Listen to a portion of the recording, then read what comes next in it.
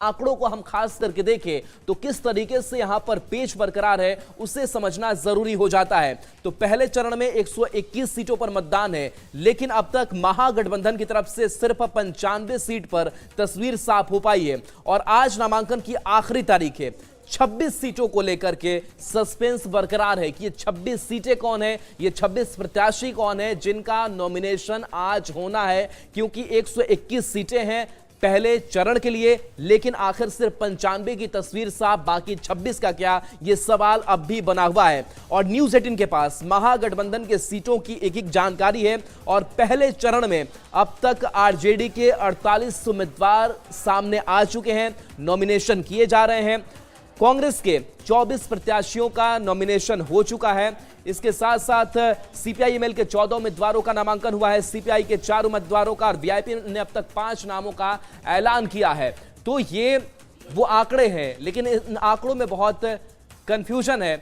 और रवि एस नारायण हमारे साथ न्यूज़ 18 संवाददाता जुड़े हुए हैं। रवि, पहले चरण की बात करें तो 121 सीटों पर यहां मतदान होना है, यानी कि 121 प्रत्याशी अपना नॉमिनेशन फाइल करेंगे। लेकिन महागठबंधन की जो बात करें, अगर जो हमारे पास आंकड़े सामने आए हैं, 95 का नॉमिनेशन या फिर नाम सामने आना माना जा रहा है। चलिए, संपर्क हमारा टूट गया है, लेकिन फिर से जुड़ने की कोशिश रवि से करेंगे। लेकिन एक बार फिर से इस पर नजर डालिए। सीपीआई-एमएल के 14 उम्मीदवारों ने नॉमिनेशन अपना दाखिल कर दिया है, सीपीआई के 4 उम्मीदवारों का नॉमिनेशन हो चुका है और पूरा डेटा यह कहता है कि अब तक 121 सीटों पर तस्वीर तो 95 पर साफ हो चुकी है महागठबंधन की तरफ से, लेकिन बाकी 26 सीटों का क्या? 26 सीटों का जिक्र इसलिए जरूरी है, 26 प्रत्याशियों का जिक्र इसलिए जरूरी है कि आज नॉमिनेशन की तारीख अंतिम है पहले चरण के लिए। तो ये 26 लोग कहां हैं और इन्हीं 26 लोगों की खोज होनी जरूरी है और इसलिए हम कह रहे हैं कि ये कंफ्यूजन बना हुआ है। रवि हमारे साथ एक बार फिर से जुड़ गए हैं।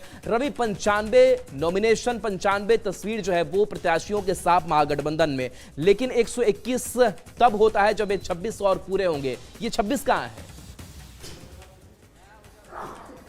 जी, सबसे बड़ा सवाल यही है कि पहले चरण में 121 जो हैं वो उम्मीदवार जो हैं उनको नामांकन करना है।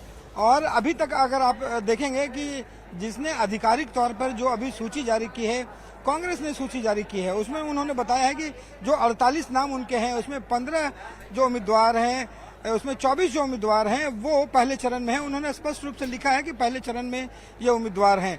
अभी तक सबसे बड़ा कंफ्यूजन ये है कि आरजेडी ने किन लोगों को उम्मीदवार बनाया है, इसकी आधिकारिक कोई सूचना जारी नहीं किया है। लगातार तस्वीरें आती रही हैं कि इन्हें सिंबल दिया गया है, इन चेहरों को सिंबल दिया जा रहा है, लेकिन वो पूरी सूची जो आखिर किन किन लोगों को पहले चरण में नामांकन करना है और दूसरे जो सहयोगी दल हैं वो कहां से लड़ाई बन रही है, तो ये से लेकर के एक ढंग से कहें कि ये स्ट्रेटेजी का हिस्सा जो है वो हो सकता है, क्योंकि कंफ्यूजन इतना ज्यादा है गठबंधन के बीच में, इसलिए लगातार जो है सिंबल दिए जा रहे हैं, नामांकन के लिए कहा जा रहा है, लेकिन वो सूची जो है वो जाहिर नहीं की जा रही है। इतना तय है कि 121 जो विधानसभा के जो उम्मीदवार हैं गठबंधन की तरफ से आज जो है पूरे नामांकन कर लिए जाएंगे। लेकिन सबसे बड़ा सवाल कुछ ही घंटे का अब वक्त बचा है नॉमिनेशन को लेकर के, लेकिन ये 26 ढूंढे कैसे जाएंगे? देखिए, ये गठबंधन के तरफ से जितने अभी लगातार आपस में जो पेंच फंसा रहा है, कल रात तक, आज सुबह तक कह लीजिए कि कई सीटें ऐसी हैं जहां पे कल रात तक परेशानियां रही हैं। एक दूसरे का सिंबल जो है वो बदला जा रहा है। कोई उम्मीदवार जो है कांग्रेस की सीट पे पता चल रहा है कि वो सिंबल वापस कर रहा है, वो वीआईपी को जा रहा है। वीआईपी के जो सीटें 15 दी गई, कुछ सीटें ऐसी हैं जहां पे आरजेडी ने अपने उम्मीदवार को सिंबल दे दिया था, लेकिन पता चल रहा है कि आपसी बातचीत समझौते के बाद वो सिंबल वापस किया जा रहा है, वो कांग्रेस को दिया जा रहा है। तो पूरी तरह से गठबंधन में जिस ढंग की उलझन है, यही एक कारण है जिसके कारण तमाम जो गठबंधन के दल है अपने सूची जो है वो जारी नहीं कर रही है। और यही नतीजा है कि उम्मीदवारों की जो पूरी लिस्ट है वो सामने नहीं आ पाई है कि आखिर वो 26 चेहरे कौन है जो और यहाँ पे नामांकन करने हैं। लेकिन इतना तय है कि पूरे 121 जो है उम्मीदवार आज नामांकन जरूर करेंगे। हो सकता है कि नामांकन करने के बाद जो है तमाम जो पार्टियां गठबंधन की है वो सूची जारी करे। जी बिल्कुल, नॉमिनेशन के कुछ घंटे बचे हैं, लेकिन क्या लग रहा है कि इस बचे हुए घंटों में भी कुछ सीट शेयरिंग का एक जो फॉर्मूला है वो कुछ स्पष्ट महागठबंधन कर पाएगा या फिर ऐसे ही नॉमिनेशन होता रहेगा, सिंबल जारी होता रहेगा?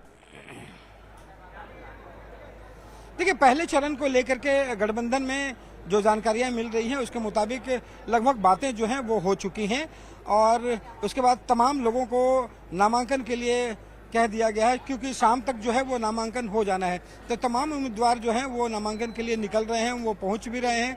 लेकिन सबसे बड़ा सवाल यही है कि तमाम लोग जो नामांकन कर रहे हैं, आखिर उन जो उम्मीदवार हैं उन सारे उम्मीदवारों की जो सूची है वो राजनीतिक दल आखिर क्यों नहीं कर रहे हैं, क्योंकि ये पेच इतना ज़्यादा है। देखिए, इसमें समझने वाली ये भी बात है कि जिन उम्मीदवारों को ये टिकट दिया जा रहा है वहाँ पे जो दूसरे जो उम्मीदवार हैं जो उनको लगता था कि वो टिकट उनको मिल सकता था, वो बागी हो रहे हैं। वो लगातार जो है वो सवाल खड़े कर रहे हैं, हंगामा कर रहे हैं, नारेबाजी कर रहे हैं।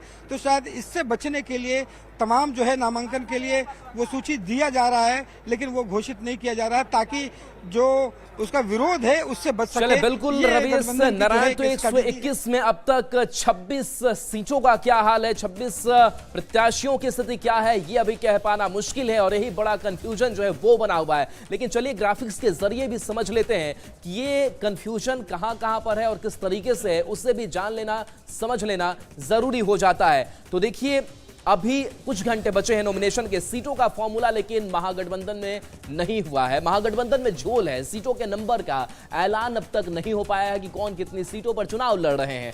कई सीटों पर फ्रेंडली फाइट की बात कही जा रही है, जहां से महागठबंधन के दो उम्मीदवार चुनावी मैदान में हैं। गठबंधन के उम्मीदवार ही आमने सामने चुनावी मैदान में होंगे। बछवाड़ा सीट की बात कर ले तो सीपीआई वर्सेस कांग्रेस की लड़ाई, अब कार्यकर्ता अभी कंफ्यूज हैं किसके लिए हम वोट जुटाएं। वैशाली में वही हाल है, आरजेडी वर्सेस कांग्रेस की लड़ाई यहां पर है। दोनों घटक दलों की तरफ से प्रत्याशी चुनावी मैदान में। कहलगांव में कांग्रेस वर्सेस आरजेडी की लड़ाई है। बड़े दोनों घटक दल हैं महागठबंधन के अंदर, और जाले में भी कांग्रेस वर्सेस आरजेडी की लड़ाई है। चनपटिया की अगर बात करें तो यहां भी कांग्रेस और आरजेडी आमने सामने। आखिर किस तरीके से चुनाव लड़ेंगे, ये बड़ा सवाल। लालगंज और घोसी में भी